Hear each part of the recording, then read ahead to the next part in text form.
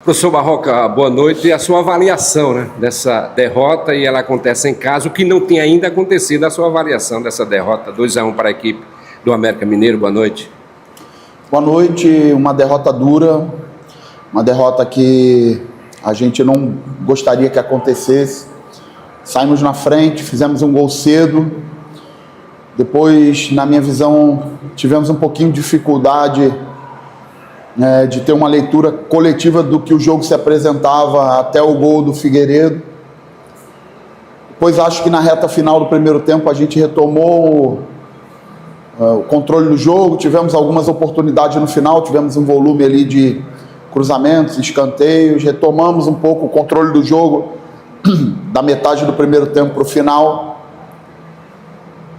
Voltamos para o segundo tempo, sofremos um gol muito cedo e algo que não tinha acontecido, eu tinha 15 jogos aqui pelo CRB, e desses 15, 7 jogos em casa, e dos 7 jogos em casa a gente só tinha sofrido um gol, que foi o gol do Cuiabá, Então a gente vinha tendo uma consistência defensiva muito boa, que nos aproximava sempre de vencer, Hoje acho que pecamos nesse sentido, demos espaços em demasia para a equipe do América, e esse segundo gol principalmente trouxe ansiedade, trouxe o que acontece muito na Série B, O adversário sai na frente, se fecha, e a gente tentou, criamos algumas oportunidades na reta final do jogo, eles perderam um jogador ali expulso, mas não tivemos a eficácia novamente. Não adianta eu aqui falar que a gente teve quase 70% de posse de bola, que a gente teve 14 escanteios contra 1, que a gente finalizou 26 contra 12, isso não adianta de nada. Deveríamos ter tido uma efetividade maior e não tivemos. Temos que assumir nossa responsabilidade, melhorar, ter humildade para reconhecer que temos que melhorar, e a forma que tem de melhorar é trabalhar durante a semana, fazer as cobranças e se preparar bem para o próximo jogo fora de casa. Barroca, toda a equipe, as equipes, elas oscilam em uma Série B. Vocês, treinadores, já trabalham com essa situação. Já é um momento de oscilação do CRB ou não? Você faz essa leitura, Desde que eu estou aqui, primeira vez que a gente tem 2 resultados adversos. A gente não tinha ainda vivenciado essa situação. Mas assim, eu realmente foco muito mais no rendimento, na performance, que é aquilo que a gente controla, Então, eu acredito que se a gente melhorar nosso comportamento, nosso rendimento, se a gente melhorar os pequenos detalhes, a competição ela se define claramente nos pequenos detalhes. Mais uma vez, um jogo definido aí com diferença de um gol, como quase todos os jogos da Série B. Time que sai... que tem a vantagem ali, que consegue botar uma vantagem principalmente para o final do jogo. Dificilmente o jogo tem fluidez no segundo tempo, fica muito parado, muita cera. Então a gente precisa aprender, tirar as lições, entender que a gente precisa melhorar e ser melhor do que a gente foi hoje, para que a gente consiga um bom resultado em Goiânia contra o Atlético. Barroca, boa noite. Não é privilégio do CRB, sempre que enfrenta uma defesa fechada, não conseguir transpor ela. Você citou que são 15 jogos no teu comando e são 4 expulsões, sendo 3 delas da Série B. Excluindo a do Santos, que já foi no finalzinho, não dá para colocar no golo, nas 3 que o CRB teve um jogador a mais, depois da expulsão ele não conseguiu fazer o gol. Na sua visão, o que é que falta para transpor essa defesa adversária, mesmo em algumas situações com um jogador a menos? Existem 4 formas de se fazer gol em futebol. A primeira é bola parada. Hoje a gente teve um volume considerável de bola parada, 14 escanteios contra 1, mas não conseguimos fazer. Fizemos escanteio curto, Baggio teve uma oportunidade de uma jogada ensaiada, chutou no gol, o goleiro defendeu.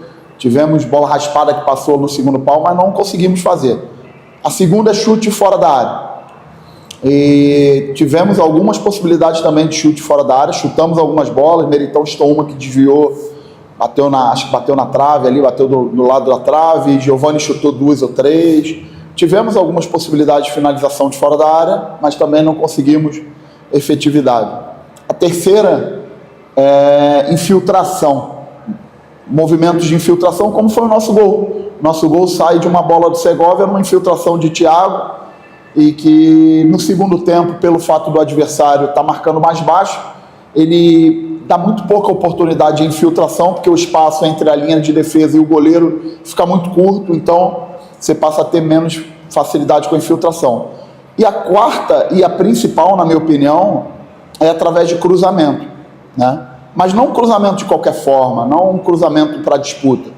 E eu acho que esse ponto talvez seja o ponto de maior possibilidade de ajuste da minha parte, que é elaborar um pouco mais esses cruzamentos para trazer vantagem para os atacantes. Se a gente for perceber, em muitos desses cruzamentos a gente tinha 5, 6 jogadores na área, mas os cruzamentos não foram tão limpos. E a forma de limpar esses cruzamentos é ter superioridade numérica dos lados para que esse cruzamento tenha intenções melhores. Então, acho que nos faltou um pouco isso realmente.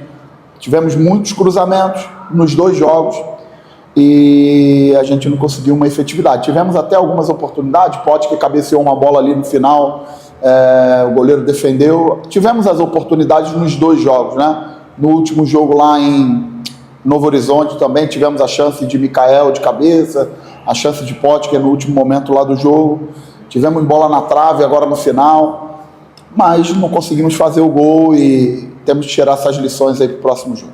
Barroca, boa noite. Você pontuou que defensivamente o time foi muito abaixo hoje. E na volta para o segundo tempo, imagino que sofrer um gol com menos de 2 minutos acaba, de certa forma, desestabilizando bastante. Em alguns jogos o CRB acabou sofrendo gols dessa forma, né? Iníciozinho ali de jogo, segundo tempo, sofrendo esse gol. Dá para acreditar que é falta realmente de atenção ou hoje especificamente outros componentes acabaram atrapalhando muito o CRB em tomar um gol novamente no início de jogo? Se você for ver, eu acabei de olhar ali o vídeo previamente, mas os 2 gols que sofremos estavam com os 10 jogadores atrás da linha da bola na origem da jogada. O primeiro gol sai de uma bola que o América controla por trás, os zagueiros, Mariano. A gente estava com todos os jogadores atrás da linha da bola. Mariano cruza uma bola, atravessa uma bola, ela vai lá do lado esquerdo e depois, quando sai o cruzamento da esquerda, pega a nossa defesa saindo e Figueiredo entrando. E o segundo gol também sai de uma bola que estávamos todos atrás da linha da bola, a bola volta e aí o chute ele é desviado e o chute desviado acabou entrando. Pontos para a gente melhorar, ajustar, bloquear os chutes, ter uma efetividade maior nos cruzamentos defensivos para minimizar isso. Só o trabalho na semana que pode nos fazer melhorar e buscar um bom resultado lá em Goiânia. Barroca, falando em trabalho, você volta do interior de São Paulo e já abre a rodada. O teu adversário que venceu hoje, ele só joga dia 7, joga em casa, tá? E tu viaja já com tua equipe. Eu digo com relação a tempo, para você trabalhar a tua equipe, ver se está todo mundo bem e trabalhar o psicológico para não abalar nesse jogo que já é na próxima quinta-feira lá em Goiânia contra esse Atlético Goianiense que briga na parte de cima, né? Eu acho que esse é o maior desafio, assim. A gente não pode desconstruir o que a gente vem construindo. Eu acho que essa equipe, ela merece crédito mesmo no momento adverso. E aí eu sei que para o torcedor ouvir isso nesse momento é duro. Vindo de 2 derrotas, do jeito que foram os 2 jogos, é duro para o torcedor ouvir isso. Mas meu papel como treinador é cobrar, é tirar as lições, é fazer as escolhas, escolher coletivamente os ajustes que a gente precisa fazer, mas também principalmente dar confiança, falar que eu confio no grupo, confio nesses jogadores. Se tem uma coisa que não falta nesse grupo de jogadores é inconformismo, é dedicação, é correr, é um time que corre, é um time que tem humildade, que quer, né? E talvez passar por esse momento adverso pode nos fortalecer e a gente precisa realmente ter coragem e personalidade para fazer um grande jogo lá em Goiânia. É um jogo dificílimo, já conheço bem o Atlético, já dirigi o Atlético Goianiense 2 vezes, sei muito bem a dificuldade que é jogar lá no Ascioli, mas a gente vai precisar de força, coragem, personalidade e eu acredito que os nossos jogadores podem dar uma resposta muito boa lá.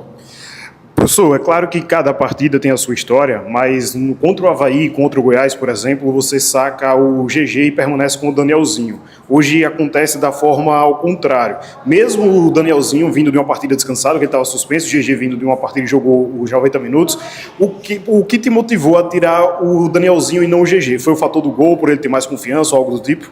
Eu acho que o jogo se desenhou para um adversário bem baixo e acho que GG tem competências para finalizar de fora da área, uma bola parada. GG é nosso principal cobrador de bola parada, então a gente teve falta frontal ali no final do jogo, a gente teve muito escanteio, a gente teve falta lateral, tivemos possibilidade de chute fora da área e acho que GG tem essa competência para nos ajudar nesse sentido. Daniel também é um jogador muito importante, jogador da minha inteira confiança, estava fazendo todas as tentativas, mas eu, como treinador, precisava oxigenar e fazer todas as tentativas que a gente tinha à disposição, até pela minha confiança no grupo, pela confiança que eu tenho nos jogadores que estavam no banco de reserva, com a capacidade de mudar o jogo, né? Então entrou Giovani, entrou Vinícius, entrou Potker já no início do jogo, a gente fez depois as alternativas de Léo, Dadá, mas não conseguimos o êxito, então agora é levantar a cabeça e seguir forte, preparando para o próximo jogo, como a gente vem fazendo sempre.